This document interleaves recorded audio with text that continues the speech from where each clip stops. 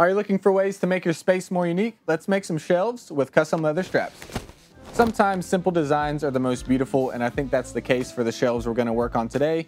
This design really lets the beauty of the leather and the wood that we're going to use stand out. This is one of my favorite beginner projects. I've got probably 9 of these shelves in my home, and it's a super easy one. It's something that you can make in probably 20 minutes if you wanted to, but I'm going to add a couple extra steps to mine to make it look more decorative, so let's get into that. The tools we'll use for this project are the strap cutter, flathead utility knife, a hole punch, this is the 1/8 inch, and a number 0 grooved edger. I used a few products to kind of spruce mine up, so I decided to dye it brown with the Phoebing's leather dye. I glued 2 straps together and sewed it, and I did that with the Leathercraft cement.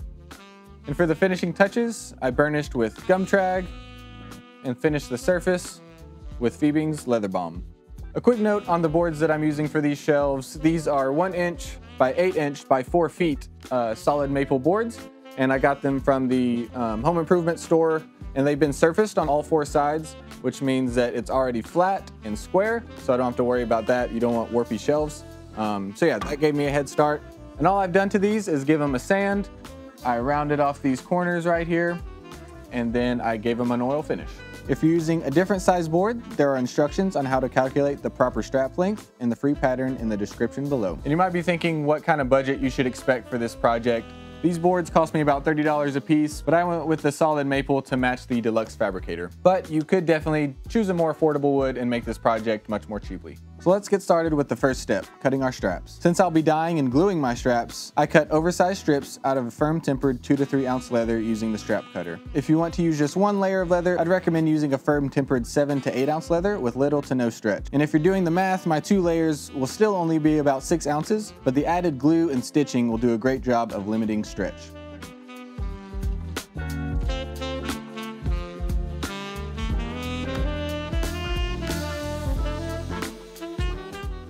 Next, I use Phoebing's leather cement to adhere the strips together.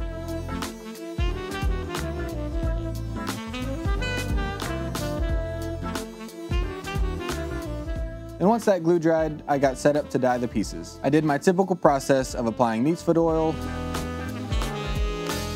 a few coats of dye that I diluted with rubbing alcohol,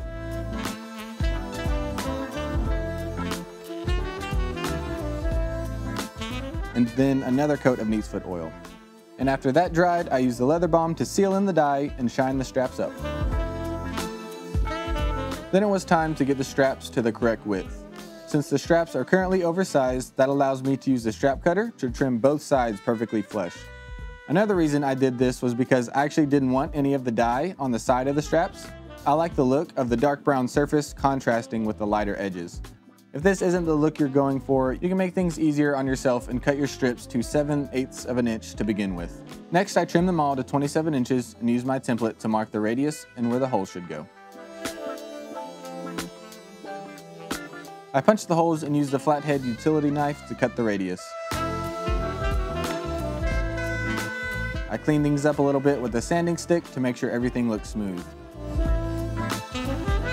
With the shape finalized, it's time to sew these up. I marked a guideline with the wing divider and used the size 18 needle and Tex 90 thread. Even though I had a stitch line to follow, I also like to use the magnetic sewing guide to keep my stitches perfectly straight. With the straps sewn together, all that's left is the finishing touches. I beveled the edges with the number 0 edger and burnished them with gum trag. I like to apply it with the edge dye pen and then make sure it's spread evenly using my finger. I decided to use our burnishing machine because it's so fast, but you can get the same results with the handheld slicker and a bit more patience. Now it's time to get our shelves on the wall and do a test fit. I went ahead and found the wall studs and pre-drilled my holes off camera. I would definitely recommend installing these into studs. And I'm using these screws and some decorative washers that will make the head of the screw wider and hold the straps more securely. Now I'll find the placement of the shelves and leave a mark there. I like the look of an overhang on the ends, which makes some mini shelves on either side of the straps. You could make your shelves to have more overhang than mine, or make it to where the placement of your straps goes flush with the edge of the board. Now I'll form the leather to fit snugly around the edges of the board. It looks nicer when it's nicely formed around the corners, and it will help us get it more level. I'll go ahead and add some weight to these and let them settle just a bit and see if there's any final adjustments we need to make.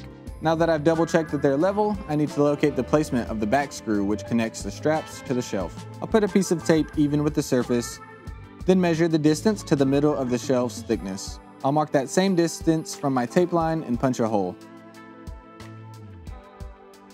I'll also pre-drill the back of the shelf at the midpoint that we just found, and then I'll repeat that process on the other side.